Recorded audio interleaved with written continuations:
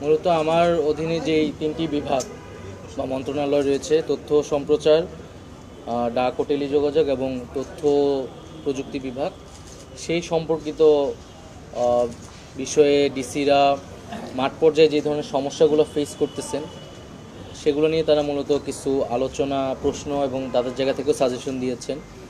যেমন পার্বত্য চট্টগ্রামে খুব ঘন ঘন হচ্ছে অগ্নিসংযোগের কারণে টাওয়ারে হচ্ছে কমিউনিকেশন এবং ইন্টারনেট সংযোগ বিচ্ছিন্ন হচ্ছে, নেটওয়ার্ক বিচ্ছিন্ন হচ্ছে। তো এটা পরিকল্পিতভাবে সেখানে হয়তো ঘটনা হচ্ছে। তো এই বিষয়ে কোনো সমস্যার সমাধান করা যায় কিনা, সারা দেশের প্রেস ক্লাবগুলোতে যেই ধরনের গ্রুপিং এবং বিভক্তি হয়েছে সেটা নিয়ে আসলে ডিসিরা খুবই সমস্যায় ফেস করতেছে। তো সেই জায়গা থেকে আমরা বলেছি এটা আমরা যারা ঢাকার যে সাংবাদিক সংগঠনগুলো রয়েছে, গণমাধ্যম সংস্কার কমিশন রয়েছে, তাদের সাথে আলোচনা করে আমরা এটা সুরাহা করার চেষ্টা করব। এছাড়া গুজব এবং মিথ্যা তথ্য বা অপতথ্য যে প্রবাহ সোশ্যাল মিডিয়া, সেই বিষয়ে তারা উদ্বেগ জানিয়েছে বিভিন্ন জায়গায় যে এরকম।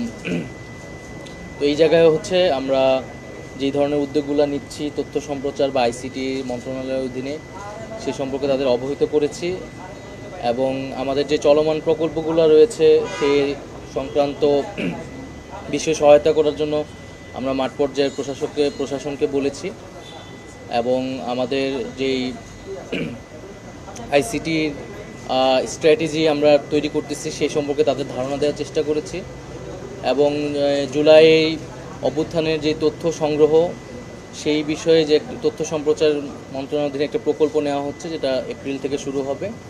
তো যে মাঠ পর্যায়ে প্রশাসনের কাছে যে তথ্যগুলো আছে সেগুলো সংরক্ষণের জন্য বলা হয়েছে, যাতে আমরা সেই প্রকল্পের অধীনে নিতে পারি। এরকম বিষয়গুলোতে কথা হয়েছে। আরেকটা প্রশ্ন হচ্ছে, আমরা ছাত্র জনতা অভ্যুত্থানের পর ছাত্র জনতা নতুন একটি দল আসছে, ইতিমধ্যে আমরা সেটা জেনেছি।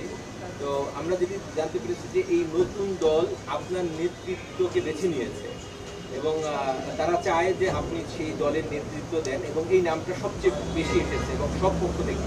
সেক্ষেত্রে আপনার অবস্থান কি?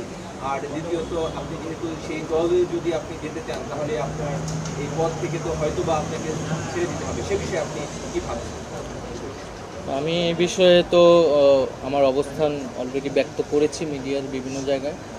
তবে বিভিন্ন সংবাদপত্র বা মিডিয়ায় যেভাবে তথ্য আসছে আমি মনে করি যে এভাবে আসা উচিত না, কারণ আনুষ্ঠানিক কোনো সিদ্ধান্ত নেওয়ার আগে, সেটা প্রকাশের আগেই কোনো ধরনের অনুমানের উপর ভিত্তি করে এই ধরনের তথ্যগুলো ছড়ানো উচিত হচ্ছে না।